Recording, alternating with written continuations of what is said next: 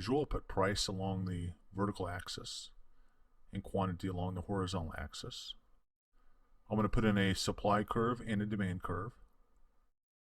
Equilibrium is right there where that dot is, and I'll say that's the price of 8 and quantity of 6. Where did I get 8 and 6? I just made it up for this example. The consumer surplus is the area above price and below the demand curve, or the area outlined there in the yellow triangle. So the blue triangle is consumer surplus. So consumer surplus is the area of the triangle, which is 1/2 base times the height. The base is 6. So we have 1/2 times 6 times the height, which is 20 minus 8, or 12. That 20 and that 8. 20 minus 8 is 12. 6 times 12 is 72. 1/2 times 72 is 36. Consumer surplus is 36 in this case, which is the area of the triangle. Producer surplus is the area below the price and above the supply curve, outlined in yellow, or the red triangle. Producer surplus is the red area there. It is 1/2 times the base times the height. The base is 6. So I have 1/2 times 6 times the height, and the height is also 6. 8 minus 2 is equal to 6, and that 8 there, and that 2 here. So I have 1/2 times 36, which is 18. So producer surplus in this case is equal to 18. Again, producer surplus is 18 and consumer surplus is 36. Total benefit is 36 plus 18, which is equal to 54. That's our total benefit, which is consumer surplus plus producer surplus, and that's our total benefit. I'll draw in a price ceiling of $6 right there, so we have a price ceiling. Quantity demanded is 7, and quantity supplied there is 4. So quantity demand is greater than quantity supplied. There's a shortage, and we can calculate that, which is 7 minus 4, which is equal to 3. So we have a shortage of 3 units. Producer surplus shrinks to the new level here. Hopefully it'll shrink right there. It's the area below the price and above the supply curve.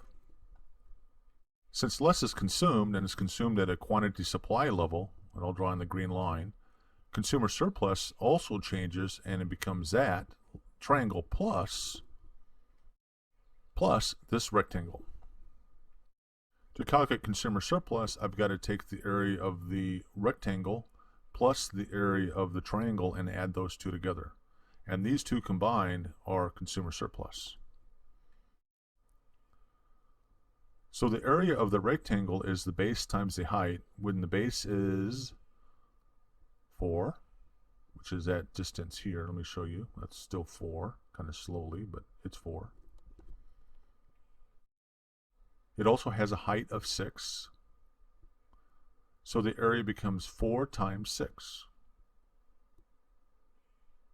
4 times 6 should be coming in about right now. 4 times 6, which is 24.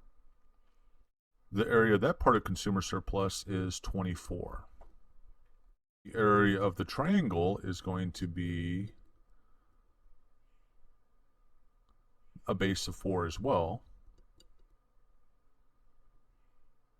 4, and a height of, well, a base of 4. Let me just stick with that for now.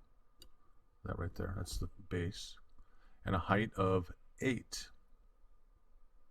20 minus 12 is 8. So it becomes 4 times 8, 1/2 base times height, which is 4, which is the base, times a height of 8,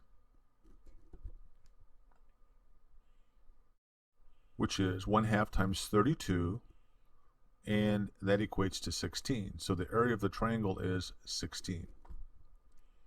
Consumer surplus is the 16 plus the 24. And this adds up to 40.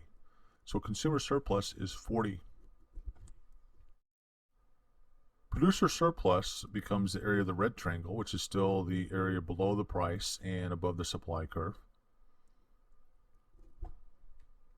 It's 4 times 4.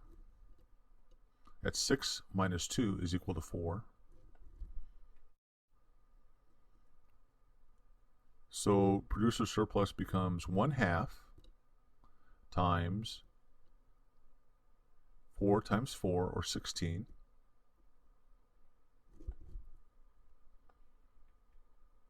And this equates to 8.